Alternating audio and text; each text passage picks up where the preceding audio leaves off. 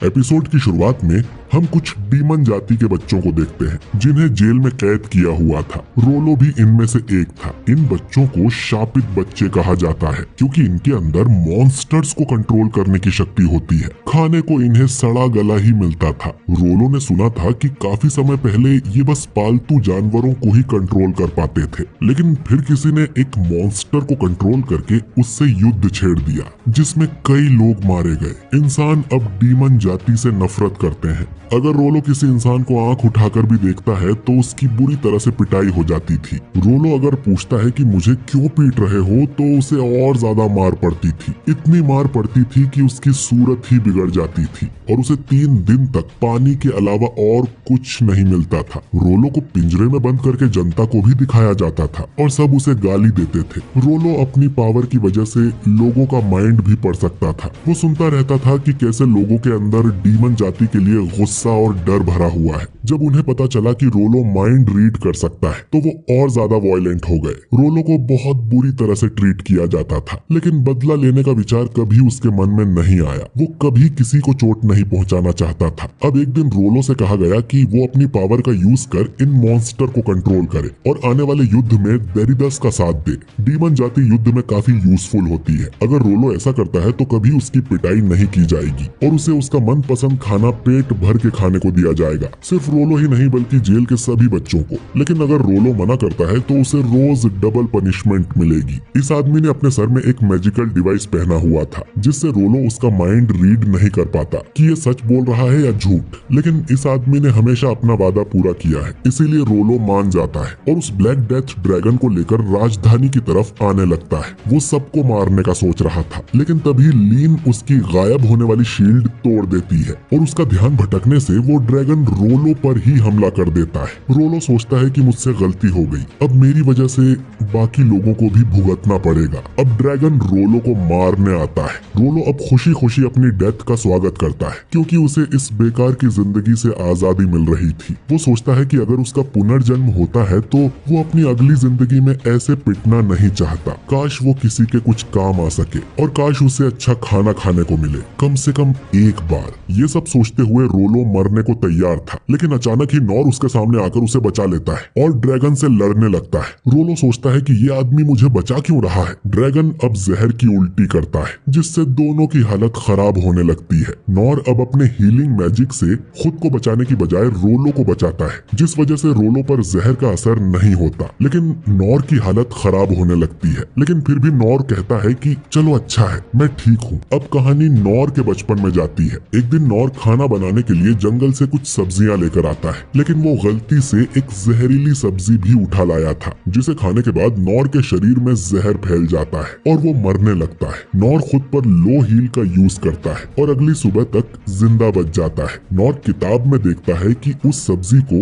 Dragons रूइन कहा जाता है और उसकी मदर हमेशा इस सब्जी को खाने से मना किया करती थी। नॉर का शरीर अब भी दर्द में था, लेकिन नॉर फिर भी ट्रेनिंग करने चला जाता है। लो हील का यूज बार बार करने से नॉर पूरी तरह से ठीक हो जाता है। उसे भूख लगी थी तो वो वापस जंगल में सब्जियां लेने चला जाता है और इस बार उसके पिछवाड़े में एक जहरीला सांप काट लेता है। नॉर उसे मारकर वहीं पे बेहोश हो जाता है, लेकिन उसे कुछ भी नहीं होता। अब नॉर उसी सांप को पकाकर खाने लगता है। उसे वो बहुत स्वादिष्ट लगता है। अब अगले दिन नॉर फिर से खुद को सांप से कटवाता है और आज उसे और भी कम दर्द हो रहा था। यानी कि नॉर का शरीर ऐसा बन गया था कि अब उस पे जहर का असर कम हो रहा था। इसके बाद नॉर और भी ज्यादा जहरीली चीजों को खाने लगा। उसे कोई नई स्किल तो नहीं मिली, लेकिन अब उसके शरीर पे जहर का बिल्कुल असर नहीं होता था और जहरीले जीव उसे बहुत स्वादिष्ट लगते थे। कहानी वापस प्रेजेंट में आती है। इसी वजह से नॉर पर इस मेंढक के जहर का असर नहीं हो रहा था और वो सोचता है कि ये खाने में कितना स्वादिष्ट होगा। ड्रैगन अब फिर से नॉर पर अटैक करता है, लेकिन नॉर आराम से उसे पैरी कर देता है। वो उस मॉन्स्टर के सारे दांत भी तोड़ देता है। ड्रैगन अब सबसे उससे खतरनाक जहर का अटैक करने वाला था और वो अपना मुंह फुला लेता है, लेकिन नॉर अपनी तलवार उसके मुंह पर मारता है, जिससे उस मेंढक का सर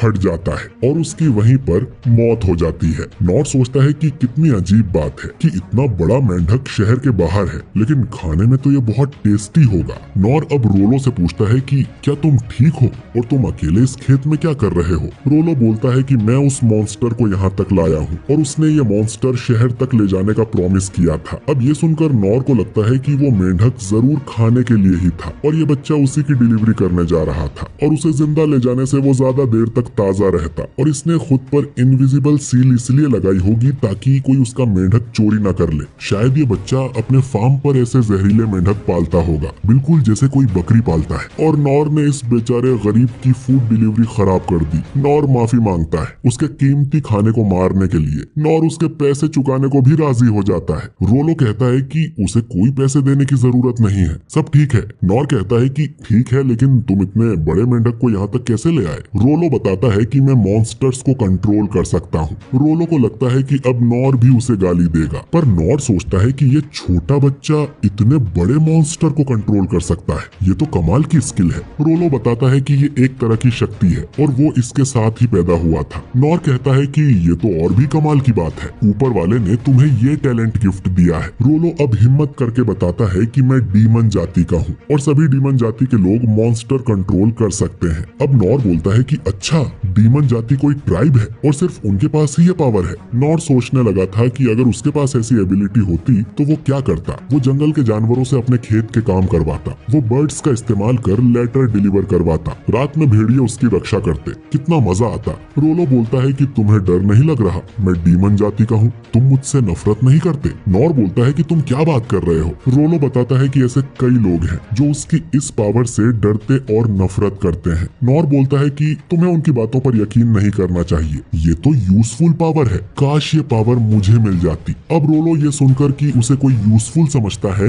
वो रोने लगता है और नॉर से पूछता है कि क्या सच में मैं किसी के काम आ सकता हूँ? नॉर अब मन में सोचता है कि ये लड़का मुझसे बिल्कुल अपोजिट है, इसे पैदा होते ही इतनी कमाल की पावर मिल गई थी और ये जरूर कुछ बड़ा काम करेगा। नॉर अब रोलो के सिर पर हाथ रखकर उससे कहता है कि तुम बहुत यूजफुल होंगे, मुझसे भी ज्यादा। तभी इनस और लीन इनके पास आ जाती हैं। लीन नॉर का इलाज करना चाहती थी, पर नॉर कहता है कि मैं तो बिल्कुल ठीक हूँ, असल में जहर का मुझ पे कोई असर नहीं होता। लीन को समझ नहीं आता कि ये कैसे हो सकता है, वो जहर तो काफी जानलेवा था। पर वो सोचती है कि शायद नॉर के पास सेक्रेट पावर वाली टेक्निक है जो कि एक बार उसे मास्टर सेन ने दिखाई थी। ये टेक्निक सारे घाव भर देती है। मास्टर सेन को वो टेक्निक सीखने में करीब 40 साल लग गए थे और नॉर ने इतनी कम उम्र में इसे हासिल कर लिया। नॉर लीन से कहता है कि इस बच्चे का जरूर इलाज कर दो। रोलो को करीब से देखने पर लीन को यकीन हो जाता है कि ये लड़का डीमन जाति का है। वो नॉर से पूछती है कि हमें इसके साथ क्या करना चाहिए। नॉर कहता है कि इसे भी घोड़ा गाड़ी की सैर करवाते हैं। लीन मन में सोचती है कि डीमन जाति बहुत खतरनाक होती है और कई देशों में इन्हें देखते ही मार दिया जाता है। इनस रोलो से पूछती है कि वो किसके कहने पर मॉन्स्टर को शहर में ले जा रहा था, जिस पर रोलो बोलता है कि उसे नहीं पता। अब रोलो को देखकर इनस समझ जाती है कि ये एक गुलाम है। रोलो बताता है कि उसे नहीं पता कि वो कहां से आया है और किस जगह पर है। तो नॉर बोलता है कि हमें इसे किसी पास के शहर तक छोड़ देना चाहिए। लीन से उसके फादर हमेशा कहते थे कि कभी भी सुनी सुनाई बातों पर यकीन मत करना और अपनी आंखों से देखकर ही भरोसा करो। अब रोलो को देखकर लीन को उसमें एक डरा हुआ बच्चा नजर आता है, न कि कोई खतरनाक डीमन जैसा कि लोग कहते हैं। अब लीन भी इस बच्चे को अपने साथ ले चलने के लिए मान जाती है। इनस कहती है कि डीमन जाति का मिथ्रा जैसे पवित्र शहर में जाना अलाउड नहीं है, हम इसे साथ नहीं ले जा सकते, लेकिन यहाँ अकेले भी नहीं छोड़ सकते। अगर ये इसे साथ ले गए तो मिथ्रा वाले इन्हें दुश्मन समझकर इन पर अटैक कर देंगे।